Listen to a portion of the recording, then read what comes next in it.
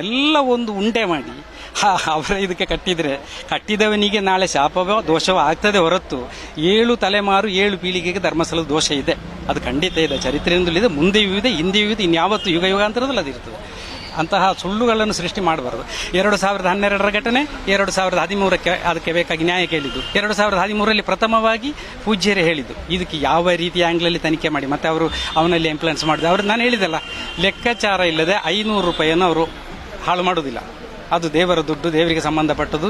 ಈ ಪ್ರಾಪರ್ಟಿಯನ್ನು ಆ ಮನಸ್ಸು ಅವರಲ್ಲಿ ಉಂಟು, ಒಳ್ಳೆ ರೀತಿಯಲ್ಲಿ ನಿಭಾಯಿಸ್ತಾರೆ. ಮತ್ತು ಬಾಕಿ ಎಲ್ಲ ಸುಳ್ಳು, ಅಷ್ಟ 100ಕ್ಕೆ 100 ಸುಳ್ಳು ಅಂತ ಹೇಳಿದ್ರೆ ಇದಕ್ಕೆ ಸಂಪೂರ್ಣ ಸುಳ್ಳುಗಳನ್ನು ಎಷ್ಟು ಸೇರಿಸಿದ್ದಾರೆ ಅಂದರೆ ಅದು ಬಣ್ಣಿಸಲು ಅಸಾಧ್ಯ. ಯಾವ ಭಾಷೆದವರಿಗೂ ಬಣ್ಣಿಸಲು ಸಾಧ್ಯ ಇಲ್ಲ, ಖಂಡಿತ ಸಾಧ್ಯ ಇಲ್ಲ. SIT ಗುರುತಿಸುವಂತ ಕೆಲವು ಜಾಗಗಳೆಲ್ಲ ನೋಡಿದ್ರೆ ನೀವು ಆ ಜಾಗದ ಬಗ್ಗೆ ಏನ್ ಅನಿಸ್ತದೆ ನಿಮಗೆ? ಅಲ್ಲೇನಾದ್ರೂ ಆ ಥರ ಸಂಶಯ ಇದೆಯಾ? ಆ ಥರ ಮಾಡಿರುವಂತ ಪ್ರಕರಣ ಇಲ್ಲೆಲ್ಲ ಊರಿನವ್ರು ನೀವು ನಿಮಗೆ ಮೊದಲಾಗಿ ಗೊತ್ತಿರ್ತದೆ, ಆ ಥರ ಸಂಶಯ ಮಾತಾಡಿಕೊಂಡದೆಲ್ಲ ಕೇಳಿದ್ದಿದೆಯಾ? ಏನು ಗೊತ್ತುಂಟಾ, ಮೊದಲೆಲ್ಲ ಇಲ್ಲಿ ಸ್ಮಶಾನ ಇರಲಿಲ್ಲ. ಮೊದಲೆಲ್ಲ ಒಂದು 20-30 ವರ್ಷದ ಒಳಗೆ ಎಲ್ಲ ಸ್ಮಶಾನ ಇರಲಿಲ್ಲ. ಆಗೆಲ್ಲ ಮಾಡ್ತಿದ್ರು, ಆದ್ರೆ ಪೊಲೀಸ್ ಮುಖಾಂತರನೇ ಮಾಡ್ತಿದ್ರು. ಎಲ್ಲ ಸಹ ದಾಖಲಿಲ್ಲದೆ ಯಾವ್ದು ಮಾಡಲಿಲ್ಲ. ಅದನ್ನು ಈಗ ಮಾತ್ರ ಹೀಗೆ ಕತೆ ಕಟ್ಟಿ ಹೀಗೆ ಮಾಡ್ತಿದ್ದಾರೆ. ಹಾಗೆ ಇದು ಎನ್ಕ್ವೈರಿಗೆ ಬಂದದ್ದು, SIT ಬಂದದ್ದು ಭಾರಿ ಒಳ್ಳೆ ಆಯ್ತು. ಯಾಕಂದ್ರೆ ಎಲ್ರಿಗೂ ಸತ್ಯ ಹೊರಗೆ ಬರ್ತದೆ, ಗೊತ್ತಾಗ್ತದಲ್ಲ. ಹಾಗೆ ದೇವಸ್ಥಾನಕ್ಕೆ ಬರುವ ಕಳಂಕ, ಪೂಜ್ಯರಿಗೆ ಬರುವ ಕಳಂಕ ಎಲ್ಲ ಸಹ ಕ್ಲೀನ್ ಗೊತ್ತಾಗ್ತದಲ್ಲ. ಹಾಗೆ ತುಂಬಾ ಖುಷಿಯಾಗಿದೆ, ಎಲ್ಲರಿಗೂ ಸಹ ಭಾರಿ ಸ್ವಾಗತ ಮಾಡ್ತೀವಿ ಎಲ್ಲ ಈ ವಿಷಯವನ್ನು. ಹಾಗೆ ನೋಡಬಹುದು ನಾವು ಇಲ್ಲಿಯ ಭಕ್ತರ ಅಭಿಪ್ರಾಯ ಬಹಳ ಸ್ಪಷ್ಟ ಇದೆ. ಕಾಲ್ಪನಿಕ ಸಂಗತಿಗಳನ್ನು ಇಟ್ಟುಕೊಂಡು ಅಪಚಾರಕ್ಕೆ ಹೋಗಬೇಡಿ. ಒಂದು ವೇಳೆ ಅಪಚಾರ ಮಾಡಿದ್ದೇ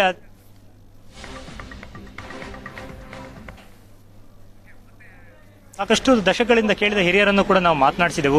ಅವರವರದ್ದೇ ಆದ ಅಭಿಪ್ರಾಯಗಳನ್ನು ಮಂಡಿಸ್ತಾ ಇದ್ದಾರೆ. ಜೊತೆಗೆ SIT ತನಿಖೆ ನಡೀತಾ ಇರುವ ರೀತಿ ಮತ್ತು ಎಲ್ಲ ಬೆಳವಣಿಗೆಗಳನ್ನ ಅವರು ಸ್ವಾಗತಿಸ್ತಾ ಇದ್ದಾರೆ ಅನ್ನೋದನ್ನು ಕೂಡ ನಾವಿಲ್ಲಿ ಗಮನಿಸಬೇಕಾಗುತ್ತೆ. ಎಲ್ಲರದ್ದು ಒಂದೇ ಅಭಿಪ್ರಾಯ ಅಂದ್ರೆ SIT ತನಿಖೆಯನ್ನು ಎಲ್ಲರೂ ಸ್ವಾಗತಿಸ್ತಾ ಇದ್ದಾರೆ.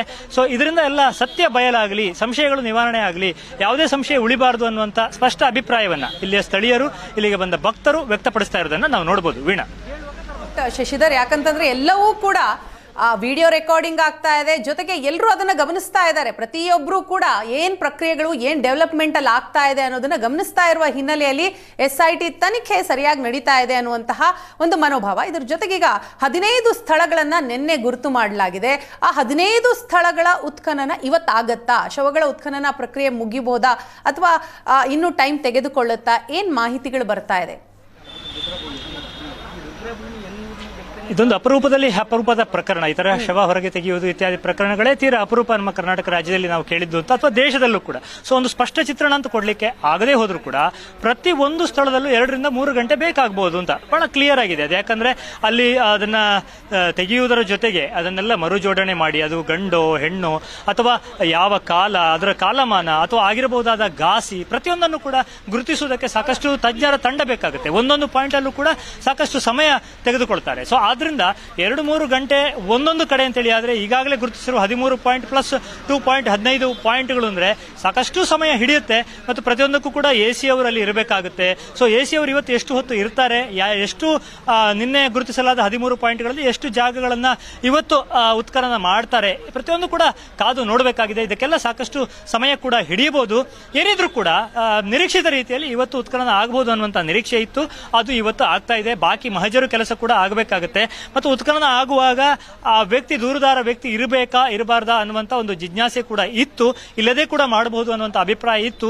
ಕೆಲವರು ಆತ ಇರಲೇಬೇಕು ಅನ್ನುವಂತ ಅಭಿಪ್ರಾಯವನ್ನು ವ್ಯಕ್ತಪಡಿಸಿದ್ದು ಕೂಡ ನಾವು ಗಮನಿಸಿದೆವು. ಸೊ ಆ ದೃಷ್ಟಿಯಿಂದ ಆತನ ಸಮ್ಮುಖದಲ್ಲೇ ಎಲ್ಲವೂ ಆಗ್ತಾ ಇದೆ ಅನ್ನುವಂಥದ್ದು ಈ ಒಟ್ಟು ತನಿಖೆಯ ಮತ್ತಷ್ಟು ಬಲಪಡಿಸುತ್ತದೆ. ಆ ಒಟ್ಟು ತನಿಖೆಯ ವಿಚಾರವನ್ನ ಮತ್ತಷ್ಟು ಬಲಪಡಿಸುತ್ತೆ ಅನ್ನುವಂಥದ್ದು.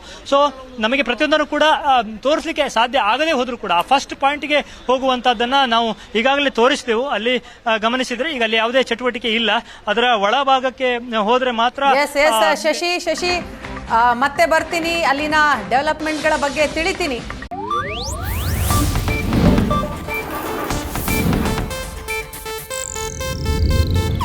ಇದು ಏಷ್ಯಾನೆಟ್ ನ್ಯೂಸ್ ನೆಟ್ವರ್ಕ್ ಪ್ರಸ್ತುತಿ.